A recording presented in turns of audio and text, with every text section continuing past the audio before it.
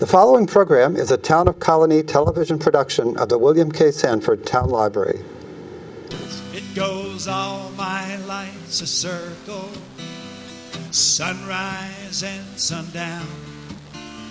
The moon rolls through the nighttime till the daybreak comes around.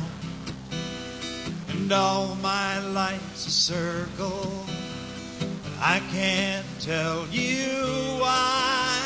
Seasons spinning round again, the years keep rolling by.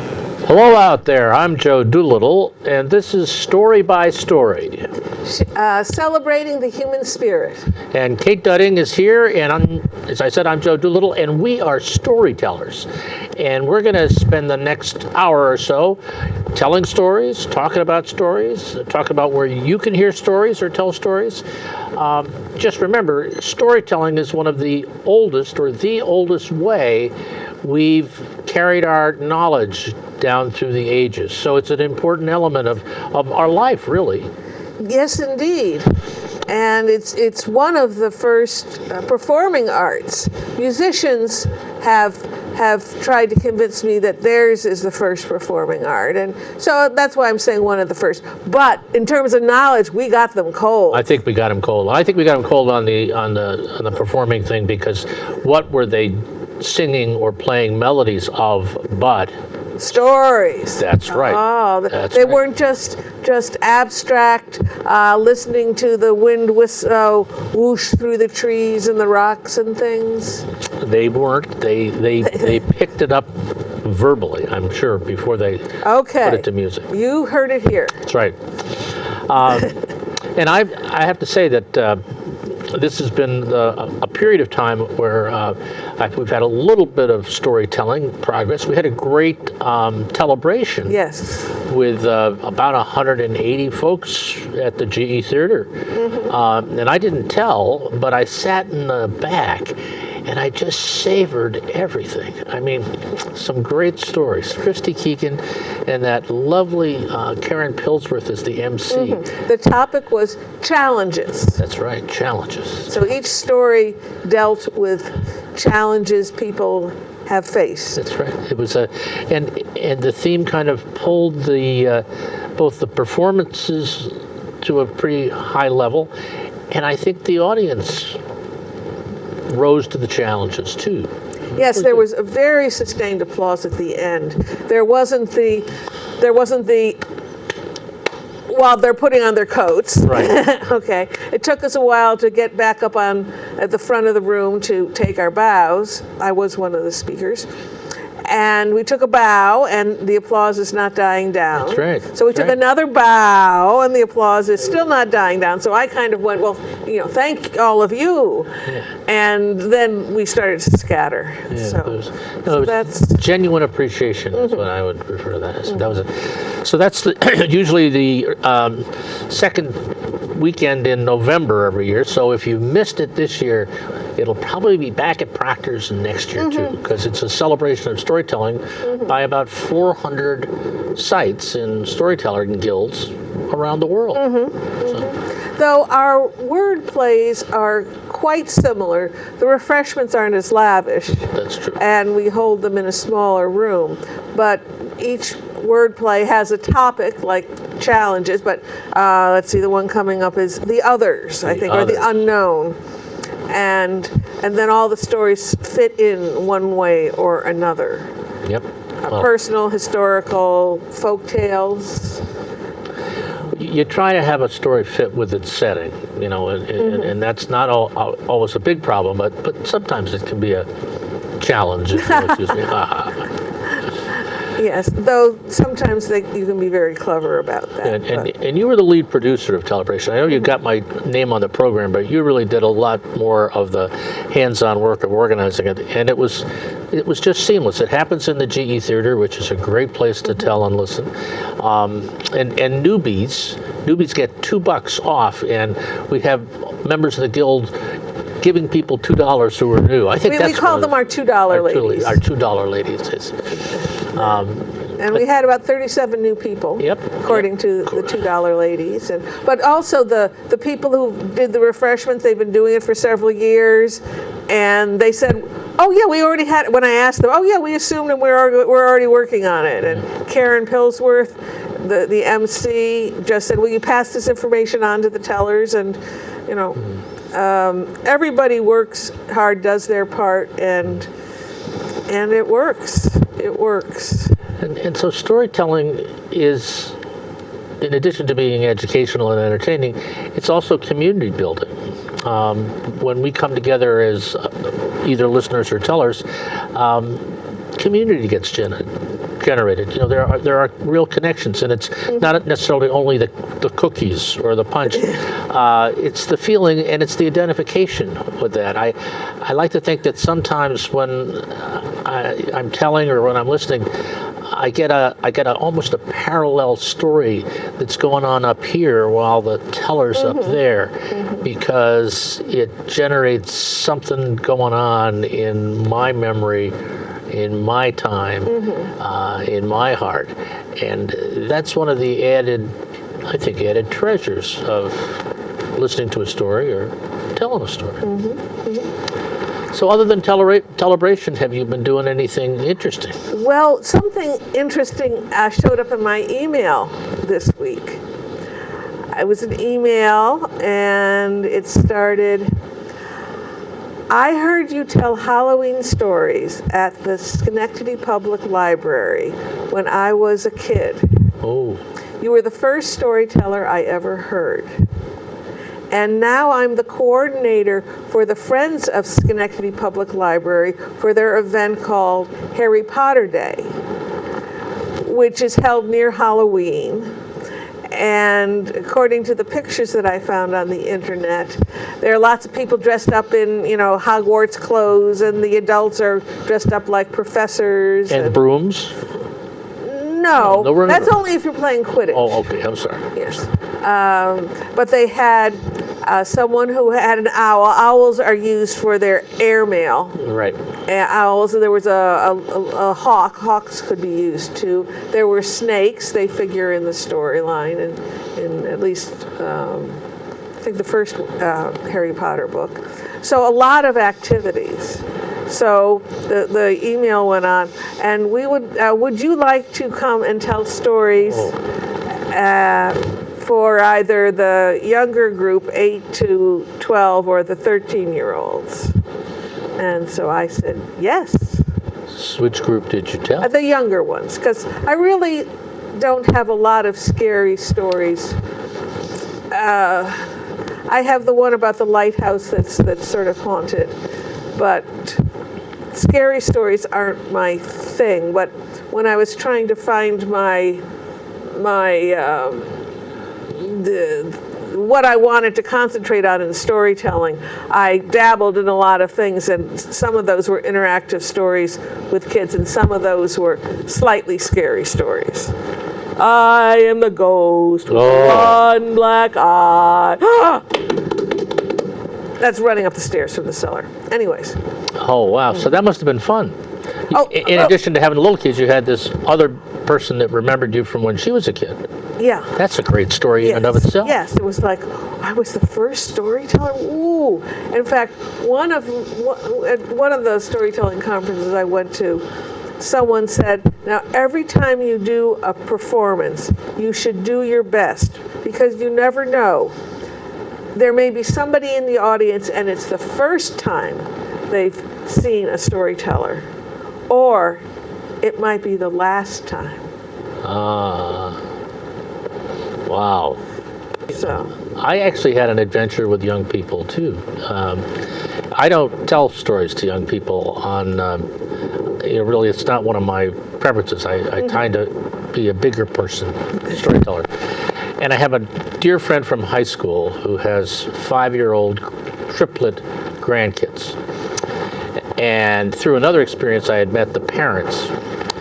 And Jim called me up and said, would you like to tell stories at their birthday party? And I go, he says, do you tell stories to kids? And I said, well, for these kids, I would do it. But I just want you to know, it might be a little awkward. He says, okay. So it's a Greek family, and it's a Greek party. There's like 55, 60 people there. And the kids are all downstairs. And I won't give you a blow-by-blow of all of it, but I did get through, like, My Hat Has Three Corners in doing some songs and some skits. And You have a puppet, don't you? I had the fox, and I did all that. And I had my red noses, and that was the piece de resistance, was the red noses and stuff. And so the kids were great, actually. And I looked over at this one little girl, and I looked down at her, and I said, "So, Sophie," I said, "how was I? Were you bored?" She says, "Not very much." So I told Jim that I would not do it again. No, just. Well, you need a repertoire. Well, I might. But it was a rush. I was more nervous there than many other performances that I've done, just because. It's a stretch. It is a stretch. I'm going to introduce our guest for this show. Oh, okay. Our guest for today was detained in a traffic jam on the thruway. So instead of Lorraine Hart and Gilardi, who we're going to bring to the table some other time, I've always been curious about one of Kate's area of interest in storytelling. And it's really developing and listening and harvesting stories of Muslims. And in this day and age, it is a heartfelt task. It is a real calling.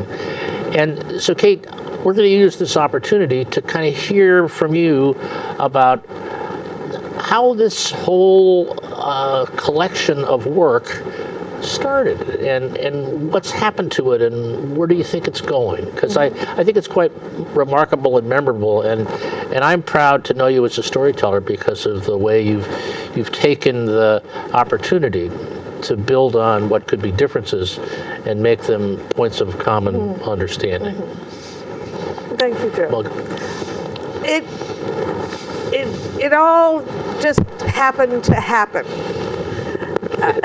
That's the way it happened, I suppose. Yeah. Well, just in a similar way that I had no intention of being a storyteller. I had a master's degree in computer science and had been working as a computer programmer at Gee's Research Center for a long time. But then I fell in love with the art of storytelling, and I knew that I needed to pursue this. Mm-hmm. So something similar happened with the telling stories about Muslims. I really had no contact with Muslims. 9/11 was, I knew they existed. I knew they prayed 5 times a day, Mecca, I probably couldn't, that's the extent I could have answered questions on Jeopardy about Muslims, Mohammed, I think I could have put him in there too, but 9/11 happened, but it was strange. I kept on expecting the next attack. There was this horrific attack, and the next one never happened in the United States. So that got me to thinking, well, this can't be a very big organized group if this was their one shot. And then, now, my dear friend Gert Johnson, who founded the Interfaith Story Circle of the Capital District, how she responded to 9/11 was she reached out to the Islamic school in Colonie and offered to go and teach their students how to tell stories from their own faith traditions. And as a ending part of her work there, she had the students and some adults from the mosque across the street from the school be the focus of one of her Interfaith Story Circle meetings. And so that was the first time I had heard Muslim stories. But the funny thing was, every time I heard a folk tale, I went, I've heard a Jewish version of that. And then I thought, well, there are a lot of Muslims in the Middle East, and the way folk tales go, they cross cultures, they go with the traders, and so it made sense that they would have a similar, not all of them, but a good overlapping of stories. Now, they had tried to arrange the meeting so that they would avoid evening prayers. But it was April, and they forgot the time changed. So the evening prayers ended up right in the middle of the program. So everyone was invited to go upstairs to the sanctuary. And so I said, sure, I was invited, why not? I'm here. And besides, I thought to myself, it'll be quick. I had assumed, with no more a piece of data than they pray 5 times a day, that it had to be quick. Right. I was raised Catholic, and after you say your confession, the priest says, well, now say so many Hail Marys and so many Our Fathers. Something you can whip off in about 2 minutes. And so I had always just assumed that this 5 times a day, my goodness, 5 times a day, it must be quick. Well, it wasn't. I mean, it was, I didn't time it because I knew it was going to be quick, but it seemed like, probably 10 minutes. And it got me to thinking, they do this 5 times a day, and it's based on the sun rising and sun setting. So it's not like if you're in a monastery, I've read mystery novels about monasteries, where there are prayers at 5 a.m. and at 7 a.m. and it's not by the clock, it's by the sun. So you have to be conscious every day of, it changes a minute or two, right, each of those 5 times, and I suddenly had an epiphany at this mosque that if they prayed like this, 10 minutes, 5 times a day, their lives revolve around it, they couldn't be terrorists. Terrorists could not be devout Muslims. I mean, the thought that came to me is, oh, look at the time, I've got to pray, but then I'll finish this bomb. Yeah. If you're praying 5 times a day, how can you have so much hate in your heart? It just didn't make any sense to me. And this eventually became a story of mine, because I was telling this to somebody this weekend, and she said, well, did you find any corroboration on this gut, and again, this gut feeling? It sounds like I just make decisions out of the air. But I said, well, yes, that I found in Time magazine in July of 2016, ISIS had bombed Muhammad the Prophet's birthplace, which is one of the most sacred places for Muslims. And Time magazine said, it is no surprise that ISIS targets Saudi Arabia. Islamic radicals have long viewed that the Saudi royals are allies of the West. Okay. The bombing is a signal that ISIS holds nothing sacred. Now, if you hold nothing sacred, you're clearly not a devout Muslim. Right. And then, in September that same year, the Dalai Lama spoke to a meeting of the European Union Parliament, and he said, Buddhist terrorism, Muslim terrorism, that wording is wrong. Any person who wants to indulge in violence is no longer a genuine Buddhist or Muslim. And then he went on to say, all major world religious traditions carry the same message, the message of love, compassion, forgiveness, tolerance, contentment, self-discipline, all religious traditions. So these are the common grounds and the common practice, and on that level we can build genuine harmony among the religions. So I would say that epiphany that I had was correct. And if you think about it, people have used, like the Crusades, I'm not so sure that was religiously oriented. I think that's power and money and land. But they put the nice label on it to justify what they're doing. And I think that's happened throughout the centuries, that it's not the religious. Right. And one of the things that's remarkable about your story is that you took a pretty big step. Not many people have been in a mosque. Not many Christians or Jews have a Muslim that they know outside of perhaps work or know well. And I think that your ability to kind of not be intimidated by going to the story circle in the mosque and beginning to experience that, in effect, creates the epiphany. It creates the awareness. And then the stories, as you said, bingo, I've heard this story in a Yiddish version too. So there's got to be more common ground here than one would first think. And that's a hero's walk, Kate. It is. Okay, I think of it as more of listening well. Well, there you go. Listening well, and then another time, 4 years later, another Interfaith Story Circle program under the Tent of Abraham. Audrey Seidman, one of the members, had read a book by that name, and it spoke on how Christians, Jews, and Muslims all have Abraham as one of their patriarchs. Right. That's what Under the Tent of Abraham is about. And the book says, so they all belong to the family of Abraham. But as is true of all families, each member tells their story differently.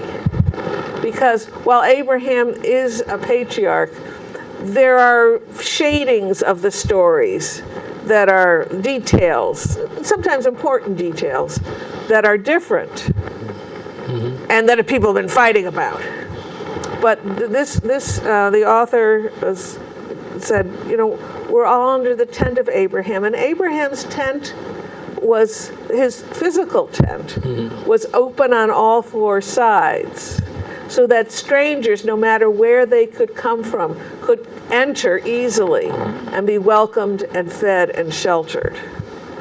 So there was, Audrey said, let's have an Interfaith Story Circle meeting based on that. And they arranged for someone to talk about, there's a Christian holiday, I think it was St. Francis of Assisi's, I'm not sure. And that year, Ramadan and the holy month of fasting and prayer for Muslims and the Jewish New Year and Day of Atonement were all within 3 weeks of each other. So there were people speaking from each of those traditions. And so I went to that. I go not regularly, but sometimes, I catch one or two a year. And it was started with a potluck supper. And that was vegetarian. Good old Methodist way of doing business, I'll tell you. It's a Christian tradition. And it was vegetarian because if you keep kosher, if you're Jewish, that the animals have to be slaughtered a certain way, and only certain animals can be eaten. And the Muslims have a similar, the proper way to kill animals, to raise them and to kill them. And so to avoid all those things, let's just do vegetables, and nobody has a problem with that. So I don't know about you, but whenever there's a buffet and people said, okay, we're all set, come on up, people don't. Well, I do. It's not that I'm starving, but it's like, okay, it's time. These people, the food is hot. My mother was one. She was the one that controlled when we had dinner. She didn't care if there was a football game, if someone was fixing a car. the food was hot, you came and sat at her table. So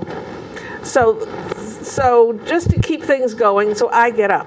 So I'm one of the first people in line, and behind me are like 4 or 5 Muslim women, whom I can recognize because they have head coverings on, and they're not wildly colorful. Some Hindu women might have a headscarf, but they're usually brilliantly colored, and these were more subdued. And I smiled at them, they smiled at me. And then I realized this is Ramadan. All day long, they had not had anything to drink, nor they had anything to eat. It was now after sundown. They had probably broken their fast. I knew this much now because there had been a presentation at work at lunchtime by a Muslim who worked where I did, broken their fast. But I said, no, you haven't eaten all day. Please, go before me. And they said, oh, no, that's all right. You go first. I said, oh, no, really? I insist. Now, had I been fasting all day and somebody offered me, to get a little closer to food, I would have taken it, but not these ladies. Not these ladies.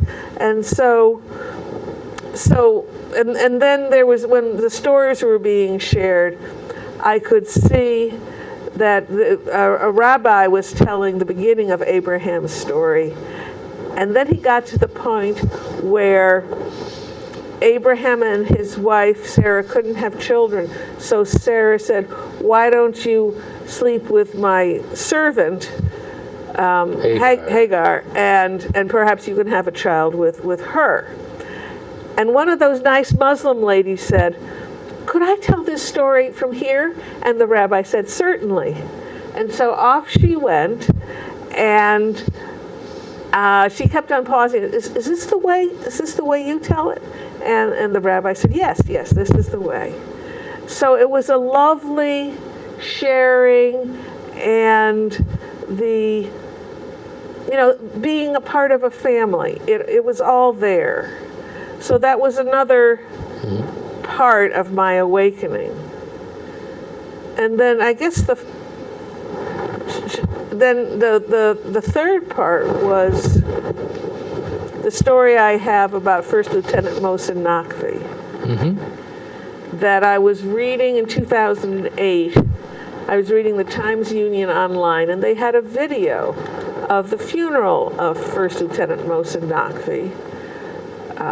He was being buried from a mosque in Colonie, not the one I had been, but a different one, and buried on the Albany-Schenectady Road. And there was his father was there, and they were Muslims, and his father said, why are we Muslims blamed for what 23 people did? Why is that? My son was a patriotic American. He is lying under tons of dirt. He gave his life for this country. Everyone should think of him as a patriotic American. And I felt that was the truth. That was definitely the truth. And that fit in with my feeling of, there were the 9/11 people. They're just a small fraction. And then I found out more and more about Mohsen Naqvi, and he said to friends, the only way I can show how much I love this country is by joining the Army. So I researched his story online. He had been interviewed several times after he had joined the Army, and then people had been interviewed after his death. But I didn't have a place to tell the story until I was asked to, in 2014, I was asked to tell Muslim stories for a class who was reading a novel set in Afghanistan. And at first I thought, well, I don't know any Muslim stories. And they went, I know those folk tales. They have a a wise fool character, Nazuddin the Hoja. And, I know those. And, right, there's that folktale, What Melody is the Sweetest, I know that. And then my epiphany at the mosque, I could tell that. And the story about Mohsen. I hadn't told it much because it meant a lot to me, and I didn't want to tell it and have somebody say, well, he was Muslim, how can you think anything good about them? Yeah. I didn't want to do that, but I'm a member of the Academy for Lifelong Learning, and so I thought I did. I thought I would take the chance. And after I told the stories, ending with that one, with his death, and a lot of people came up and said, you should tell those stories. We need to hear those stories. And that's when I decided, okay, I've been given a task, I should do it. I'm fascinated and intrigued by your story of your stories, but I'm almost thinking that we ought to hear a story. Well, why don't we do the coming attractions? Well, we're halfway through, and can I talk to my partner? Because usually a guest doesn't take over like this. Oh, I'm sorry. You are my partner. All right. Why don't we do the coming attractions, Kate? Okay. Yes. So, January 2nd. January 6th. That's the first Tuesday of the month, and Joe has a series at Arthur's in the Stockade section of Schenectady. First Tuesday's Tales and Stuff, and the featured teller is Claire Beetlestone. Stories Out of the Winter Wind. Out of the Winter Wind. She's going to tell stories of winter, and it's January. Arthur's is a cozy spot to listen. They've got good chow there, and we encourage anybody who wants to come and play a song, play an instrument. There's a piano that's in tune there, or tell a story. And it's a fun evening. We like to have a lot of people show up because it makes it more fun. So please come. And then the next day is the start of the winter storytelling series of the Academy of Lifelong Learning up in Saratoga Springs. I think this is excuse me, the 7th season, where every Wednesday, starting the first Wednesday in January, for 6 weeks, there will be storytelling. Well, 7 weeks, excuse me. At noon at 2 Union Avenue, which is one of those Empire State College buildings that's right at the beginning of Union next to the Congress Park. Next to Congress Park. And January 3rd, there'll be Carol and Kent Gregson. I'll be on January 10th with stories of serving our country, and one of those stories is about First Lieutenant Mohsen Naqvi. Margaret French, Betty Cassidy, Joe Peck, Christy Keegan, Siri Allison, all people who've been on this show. Right. Yes. So. And there's no charge for this. This is absolutely free. Right. There's a snow date because, we do get snow. That's right. That if Saratoga Springs schools are closed, this does not happen. So we invite any of you who are free on Wednesdays at noon to come along and get some stories in the middle of the week. So I'll be telling, as I said, on January 10th, a story of my father's war. He was a day behind Patton, is all he told me, but I was able to find out more. He was in an anti-aircraft artillery battalion. A story about Irving Berlin and what he did during World War II. A story about a wonderful nurse, Lib Liberty, who retired as a lieutenant colonel, a nurse.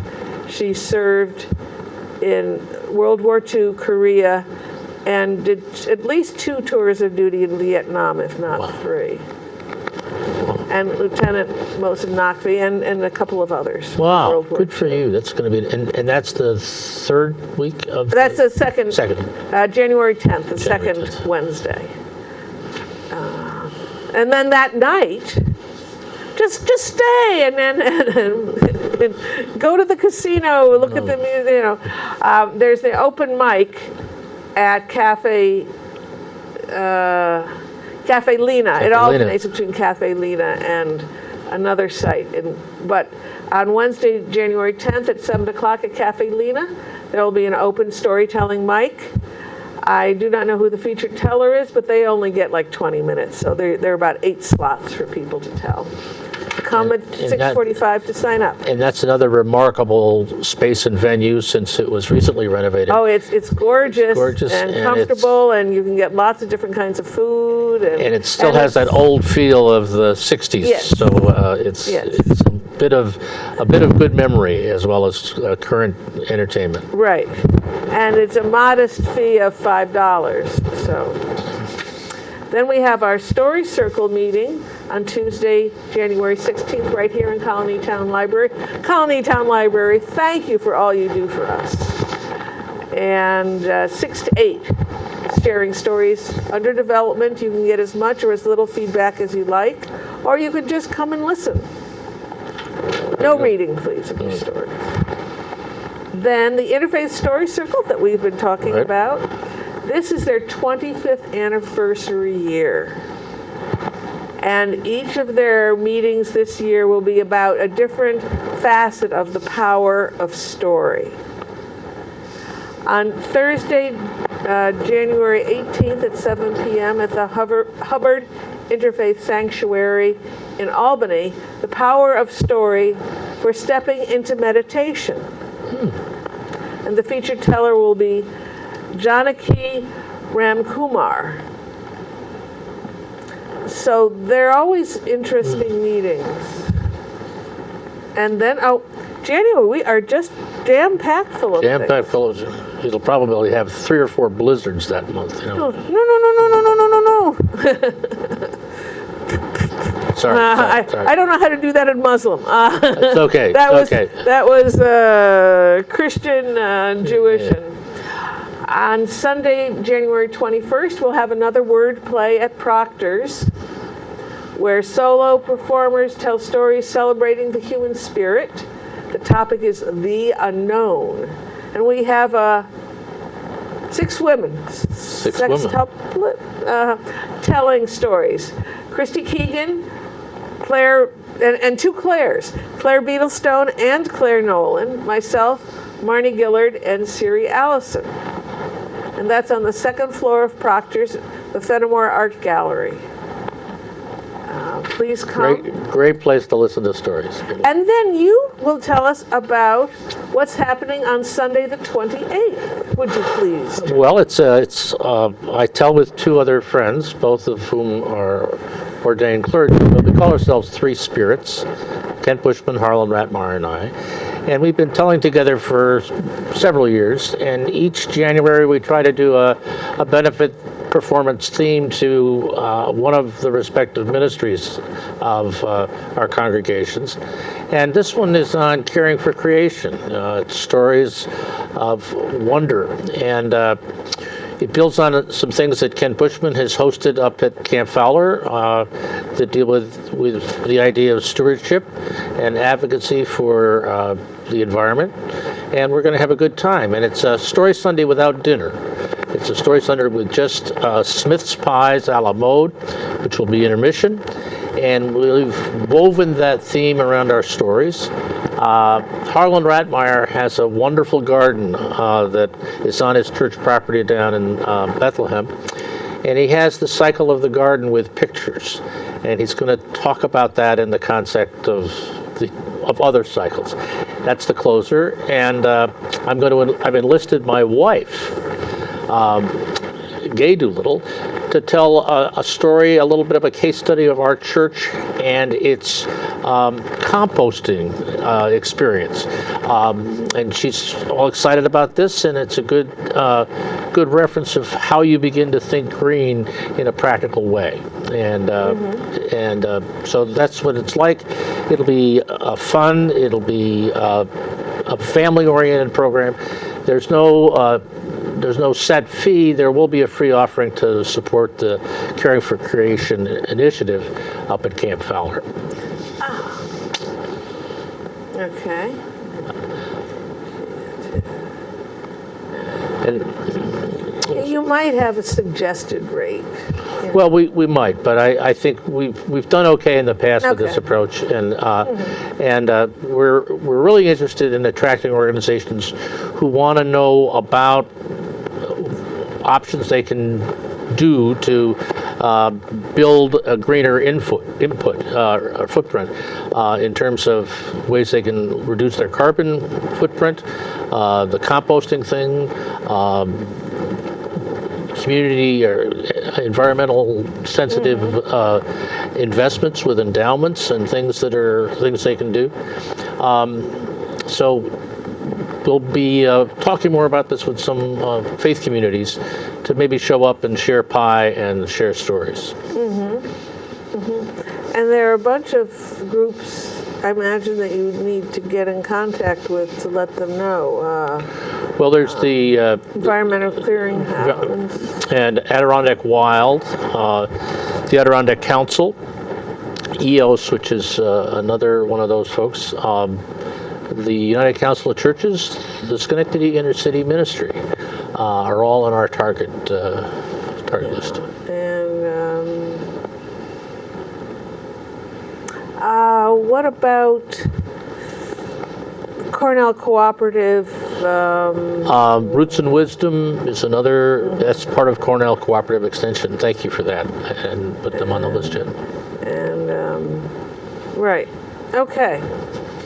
So that should be a wonderful, wonderfully green. Wonderfully green, and if you're thinking about coming, on the flyer is an email and a phone number.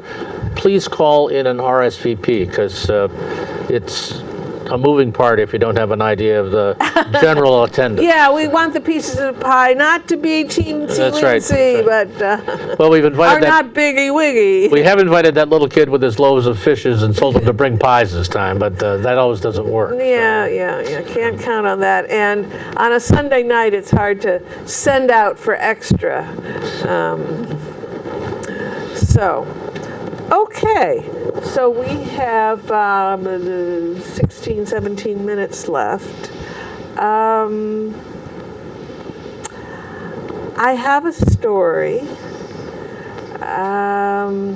So after I had decided that I needed to, my next CD would be about Muslims and their stories, I started searching the internet for news stories. And this is a piece of one of I have a CD. I did finish that, and now you're getting a close-up of it, learning about Muslims. And there's a picture right in the middle of Lieutenant Mohsen Naqvi. And the woman I'm going to speak about is in the bottom right-hand corner.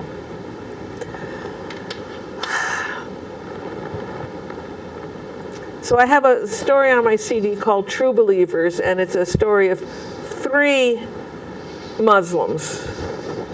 But this I pared down to just talking about one when I was on Ann Perillo's Schenectady Today show. And you only have a 7-minute segment, so a 10-minute story doesn't really fit. So I never realized that many religions have a golden rule, but they do. Hindu, Buddhist, Jewish and Christian, I knew that, but many religions do. And the Muslim version is, none of you truly believes until you wish for your brother what you wish for yourself. So very much the same thing, but said a little differently. And one of the articles I found in the news articles on the internet that I found was about a 23-year-old Muslim theology student from Brooklyn. In July of 2015, there were some horrific things happening in the South. There was the murder of 9 people in the Emmanuel African Methodist Episcopal Church in Charleston. And following that, as if that wasn't bad enough, several black Christian churches were burned. And when a church is burned, oh my goodness. It's, the community, it's such a devastating to the community, and they have nowhere to meet now that their meeting place is gone, just when they need it the most, almost. And of course, it takes a lot of fundraising to raise enough money to rebuild something like a church. Well, this 23-year-old Muslim theology student, Fatima Knight, decided to help. She created a fundraiser online. She wrote, "All houses of worship are sacred. These must be rebuilt, and you can help." She set a goal of $10,000, and she was going to donate the money to help these black Christian churches that had been burned. But she reached the goal in 12 hours. So she had to reset her goal. This is one of those fundraising groups where you had to meet your goal to get anything. So she wanted to increase it to raise more money, but she didn't want to set a goal so high and then there would be nothing. But she thought and finally decided if she could raise $10,000 in 12 hours, maybe $50,000 in the whole month. Maybe that would be a modest goal. And indeed, that was met within 2 weeks. So again, she had to reevaluate what her goal was going to be. And she decided to double it to $100,000. And indeed, that goal was met by over 2,000 people donating. Now, this happened to have been during the month of Ramadan, which is a traditional time for Muslims to donate to charity. Charity is one of the 5 pillars of Islam. And she also wrote, "I started this fundraising to give hope in a time of fear and to stand up for those who have suffered injustice." Oh, those words, when I read that, they just kept on circling around in my head. To give hope in a time of fear and to stand up for those who have suffered injustice. That is such a wonderful way of putting it. And it's true for many people. If you've responded to any disaster, like any of the mass killings or the weather disasters, you have been giving hope in the time of fear and standing up for those who have suffered injustice.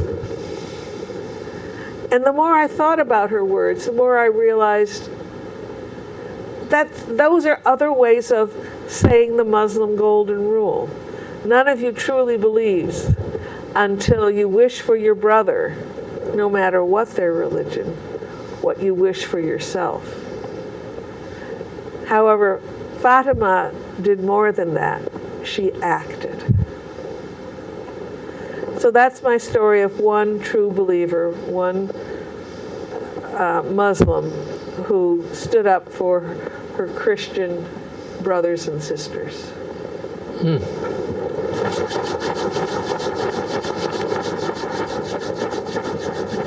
This is the affirmation that we give at the Interfaith Storytelling Program, by the way. We don't clap.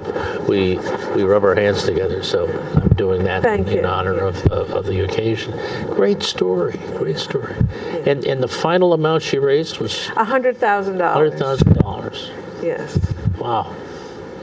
And she was a 23-year-old theology student.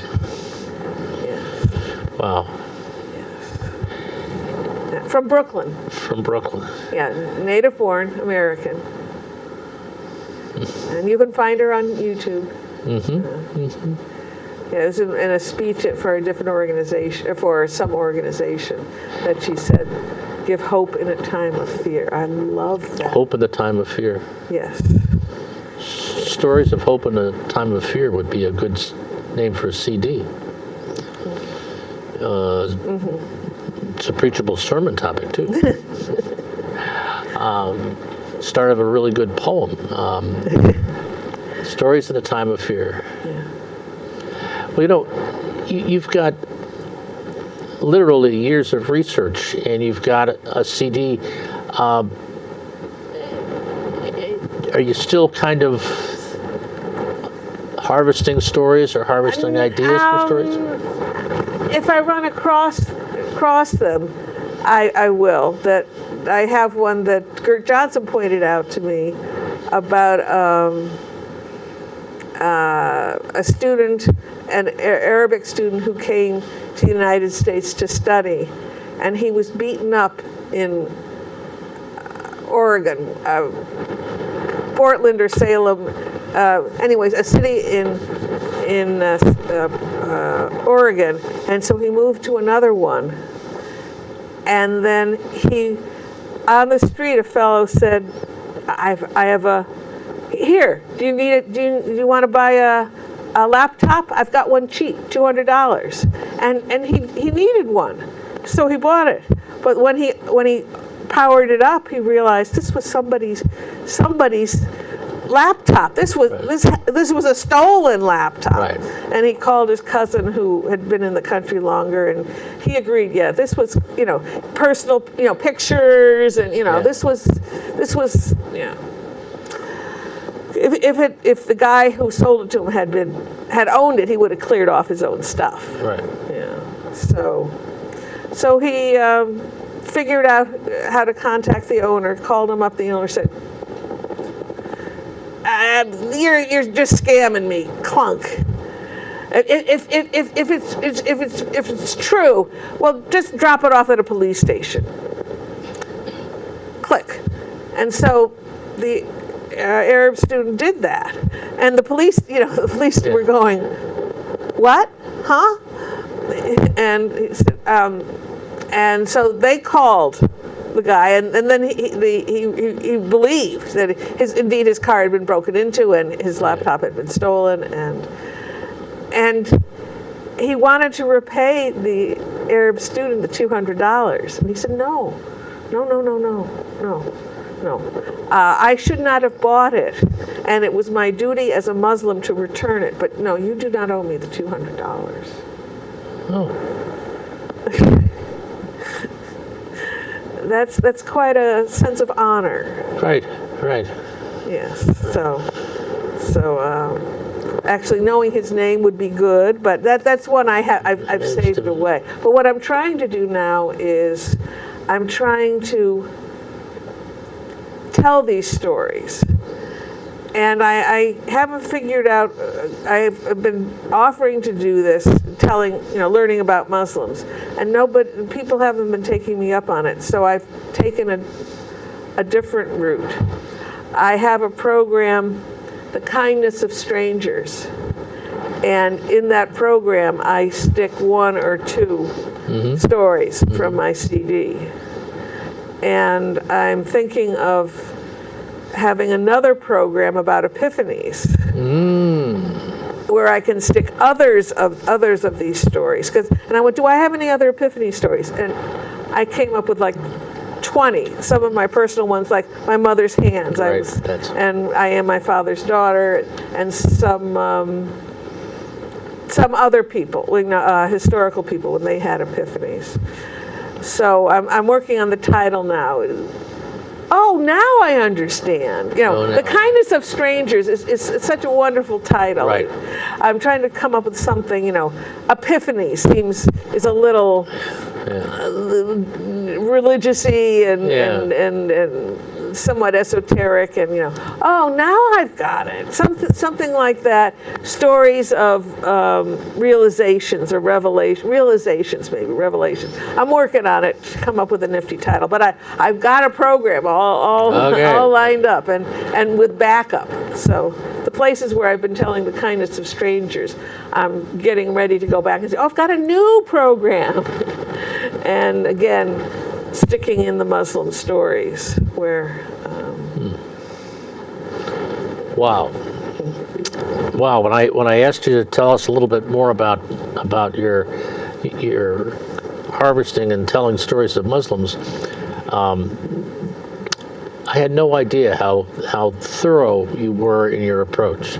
It's very impressive in terms of the way you've set the scope of the work and put some discernment to the right stories at the right time.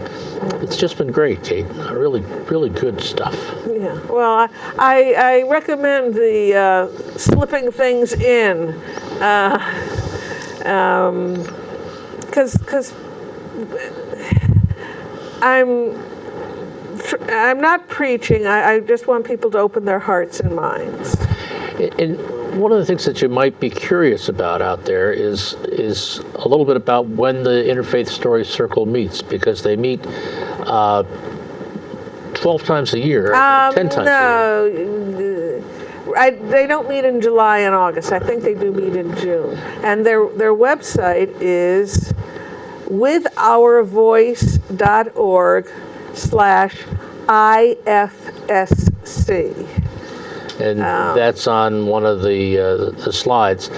But I would encourage you to, the nice thing about the gatherings is that they are rotated in various faith communities around the region.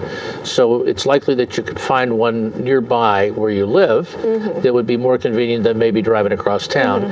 And it might be a Buddhist presentation, it might be a Muslim presentation, whatever. But that gathering of good hearts comes together, and that's the first blessing. The stories are the second, I suppose, and the third is the memory and the stimulus about what happens after you've been at the program in terms of what you might find yourself involved with. You might even go out and collect stories and start to tell them. Or repeat the ones you've heard there. Right. And so that's a takeaway and a sincere invitation from this performance, our effort at Story Circle, and our brothers and sisters at the Interfaith Story Circle. And at the top right-hand corner, I believe, of their website is a button called Stay in Touch, and you can sign up for their email. Email blasts. Right. Which will tell you when the next meeting is. And then the website, when the meeting information is available, it comes up on the website. I'm their volunteer webmaster. So. Among other things. So we have just a minute left, Joe. Just a minute left. Well, we've actually discovered how to not live with a story in fear. Is that the line? I didn't say it right. To give hope in a time of fear. Use stories to give hope in a time of fear. That's what we would like to think that we've done for you today with sharing some of the work and stories of Kate Dudding. Be encouraged to go to the Interfaith Story Circle website, check it out, attend a meeting, and see what happens. It could be a good adventure. And by the way, I don't really consider myself a person of faith, but I have values. It used to be called Faith and Values, and I'm not a part of any organized or disorganized religion, but I do feel things. I do have a sense of honor, and I do try to do the right thing. And I think we try to have storytelling be a welcoming situation and environment. One that is entertaining, that may teach us something, and one that lets us carry something home. We're pleased that you shared some of your home with us today, or this evening. And Kate, thank you very much for a very informative bit of storytelling background. Thank you, Joe. And thank you. We hope you come back again. Much good cheer.